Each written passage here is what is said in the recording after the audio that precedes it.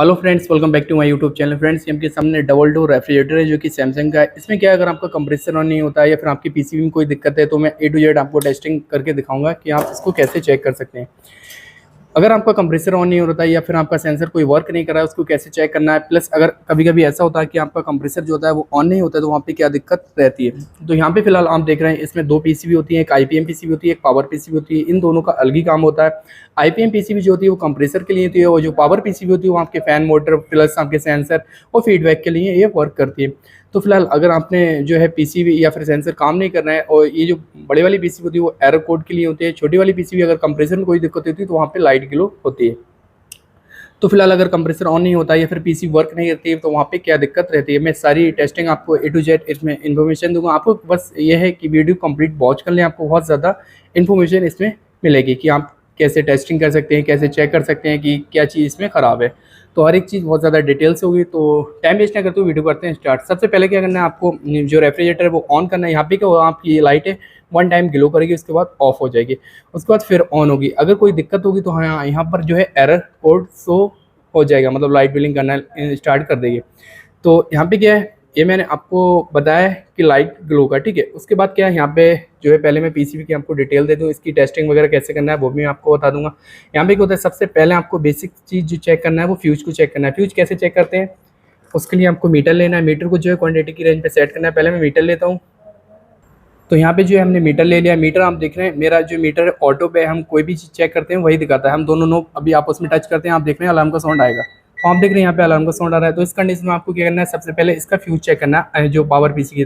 तो दोनों नोब हम फ्यूज पे लगाते हैं, उसके बाद देखेंगे आप अलार्म का साउंड आएगा। तो आप देख रहे हैं यहाँ पे अलार्म का साउंड आ रहा है। इस कंडीशन में आपका जो फ्यूज होता है वो ओके होता है। अब आपको आईपीएम पीसीबी का फ्यूज चेक करना है, ये वाला, ये भी आप उसी तरीके से चेक करेंगे। तो आप देख रहे हैं यहाँ पर जो फ्यूज है इस तरीके से चेक कर सकते हैं। बाकी इसकी सप्लाई भी मैं आपको चेक करके दिखाऊंगा, बट उससे पहले आपको फ्यूज को चेक करना है।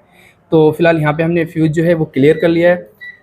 उसके बाद आपको चेक करना है आपकी मेन लीड। मेन लीड क्या है, कैसे चेक करेंगे वो भी मैं आपको बताता हूँ। फिलहाल अभी क्या है, हम यहाँ पे इसको रेफ्रिजरेटर है उसको ऑन करते हैं। तो यहाँ पे क्या है, हम इसको ऑन करेंगे, यहाँ पे वन टाइम लाइट बिलिंग करेगी, उसके बाद ऑफ हो जाएगी। तो आप देख रहे हैं यहाँ पर लाइट ग्लो करी, उसके बाद ये ऑफ हो गई। अब दोबारा ये ऑन करेगी या फिर एरर देगी। अभी फिलहाल मैंने कनेक्टर लिखा रखा है इसका कंप्रेसर का, तो इसलिए ये जो है एरर देगी ज़रूर।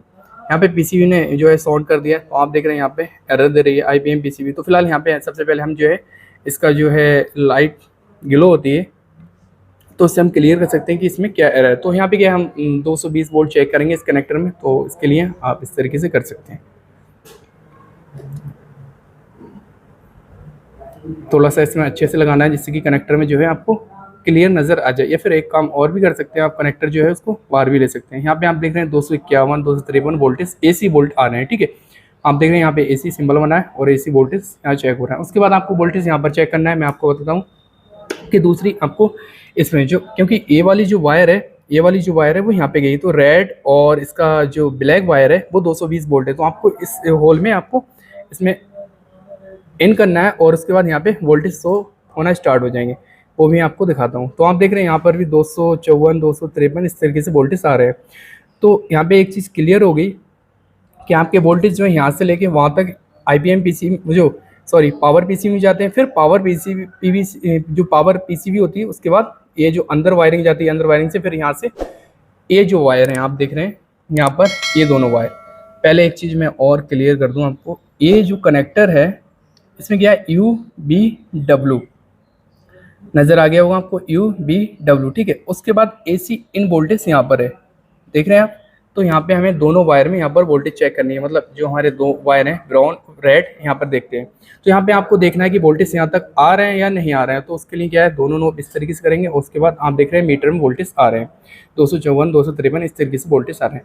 तो यहाँ तक क्या है, आपका एकदम वोल्टेज ओके है, कोई दिक्कत नहीं है। अगर वोल्टेज आपके ओवर होंगे 200 मतलब 230 से 240 से ओवर वोल्टेज होते हैं या 250 ओवर वोल्टेज होते हैं तो वहाँ पे कंप्रेसर ऑन नहीं होता है। ये भी एक दिक्कत होती है क्योंकि वो पीसीबी एरर देना स्टार्ट कर देती है। तो फिलहाल यहाँ पे एकदम ओके, इस तरीके से आपको चेक करना। अब बात करते हैं ब्रिज रेक्टिफायर की।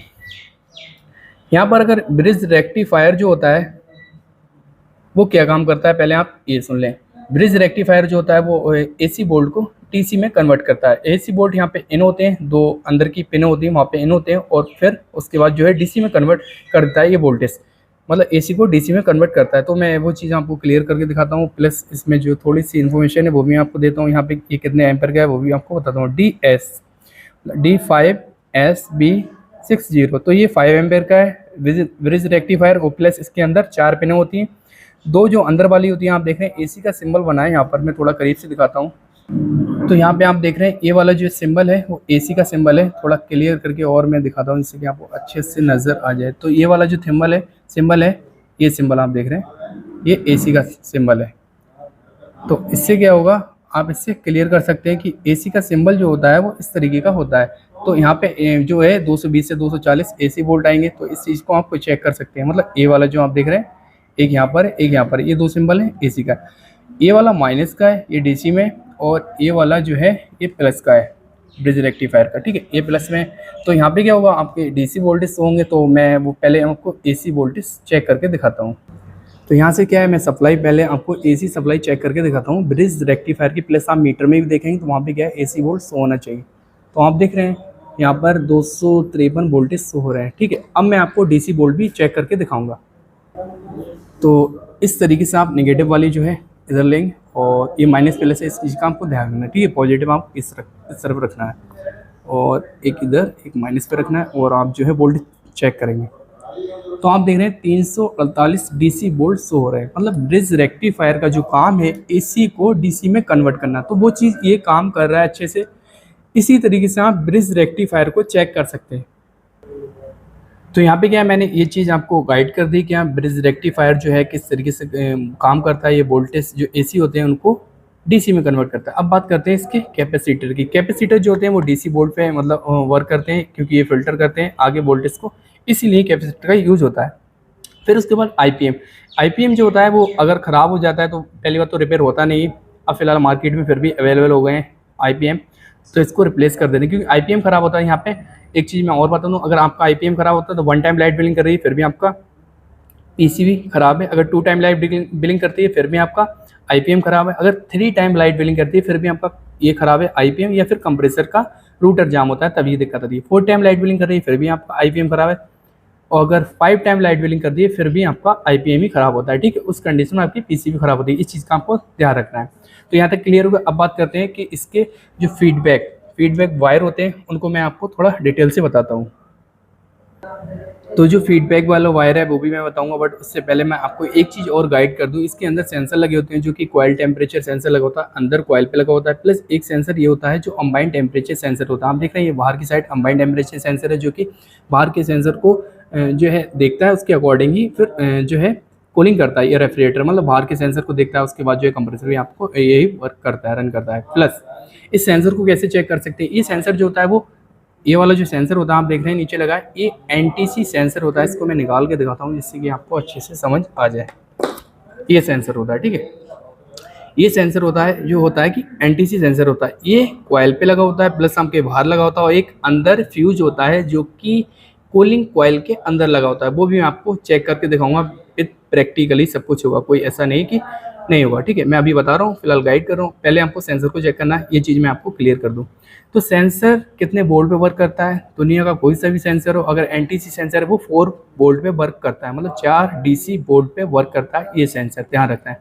इसको कैसे चेक करते हैं, पहले मैं सेंसर को बताता हूँ, फिर पीसीबी सप्लाई ऑट कर रही है सेंसर के लिए या नहीं वो भी मैं आपको बताता हूँ। बट उससे पहले क्या है, वोल्ट, इसको हम चेक करके दिखाते हैं। ये एनटीसी सेंसर है, आपको दोनों नोब इस साइड रखना है। मीटर हमारा फिलहाल ऑलरेडी ऑटो पे है, तो ये वाला सेंसर है, आपको दोनों नोब इस साइड रखनी है इस तरीके से। और यहाँ पे क्या है 4 या 5 किलो ओम शो होना चाहिए। तो आप देख रहे हैं यहाँ पर किलो ओम ऊपर शो हो रहा है 3.2, बट यहाँ पे 4 आना चाहिए या फिर 5 आना चाहिए। 4 आ रहा है, यहाँ पर 4 किलो ओम आ रहा है, 4.1। तो इस कंडीशन में आपका जो सेंसर होता है वो ओके होता है। बट एक चीज़ और है, मैं आपको गाइड कर दूँ थोड़ा।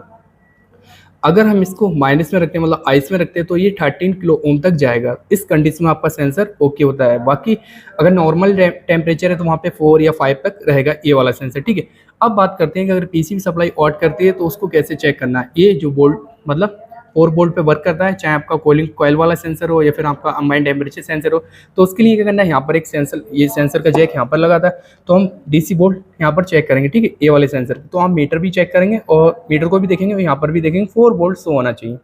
अगर कम हो रहे हैं तो आपकी पीसीबी काम नहीं कर रही ठीक से, या फिर पीसीबी सप्लाई आउट नहीं कर रही। तो आप देख रहे हैं यहाँ पे DC 4 वोल्ट शो हो रहे हैं। तो मैंने आपको क्लियर कर दिया ये चीज़।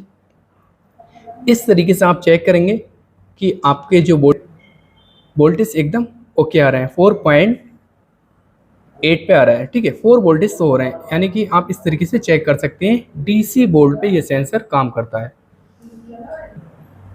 तो ये वाला जो जैक होता है, थोड़ा सा मैं इसको ओपन करता हूँ। तो यहाँ पे क्या होता है, आप देख रहे हैं यहाँ पर जो है ये सेंसर का जैक होता है। यहाँ पे आप देखें 1 2 3, यहाँ पर जो सेंसर है, एक तो FDS करके ये खाली रहता है यहाँ पर, बाकी सेंसर के लिए ये जो ऊपर से वायर आई है सेंसर के लिए, प्लस एक चीज़ और है यहाँ पर ये वाला वायर। ये जो जैक है थोड़ा क्लियर करके मैं दिखाता हूँ। ये वाला जो जैक होता है वो आप देखें, ये जैक, ये वाली जो वायर आती है हमारी फीडबैक के लिए होती है। अब आप देखें ये वाला जो वायर है यहाँ से गया है, यहाँ पर आया है, प्लस यहाँ पर आया है, यहाँ पर रुक गया है, ये फीडबैक के लिए होता है। ये वाला जैक देख रहे हैं आप, ये थोड़ा सा क्लियर करके दिखाते हैं फिर आप देखेंगे। तो ये वाला जो जैक है वो फीडबैक के लिए है। तो यहाँ पे जो होता है सेम वही जो वायर होता है हमारा फीडबैक के लिए, अगर हम इसको निकाल देते हैं तो ये फीडबैक का एरर कोड हो जाता है। तो यहाँ पे क्या FBA प्लस RPM है, मतलब कंप्रेसर की जो स्पीड होती है उसको, फिर एक ग्राउंड है, फिर 5 वोल्ट पे ये वर्क करता है, ठीक है। 5 वोल्ट यहाँ पर आप देख रहे हैं DC 5 वोल्ट होते हैं ये, ठीक है। बाकी ये जो है ग्राउंड है, ये RPM है, ये FBA है, ठीक है, फीडबैक के लिए, मतलब ये वाला जो वायर होता है। सेम यही चीज़ यहाँ पर भी होती है। थोड़ा सा मैं नीचे करके दिखाता हूँ आपको, थोड़ा क्लियर करके, तो ये चीज़ नज़र आ जाएगी आपको। आप देख रहे हैं यहाँ पर भी जो है नीचे की साइड FB है, थोड़ा सा में FG है, और यहाँ पर जो है कंप्रेसर के लिए, और ये जो है ग्राउंड है, ये 5 वोल्ट है, ठीक है, 5 वोल्ट पर होता है। ये चीज़ होती है यहाँ पर।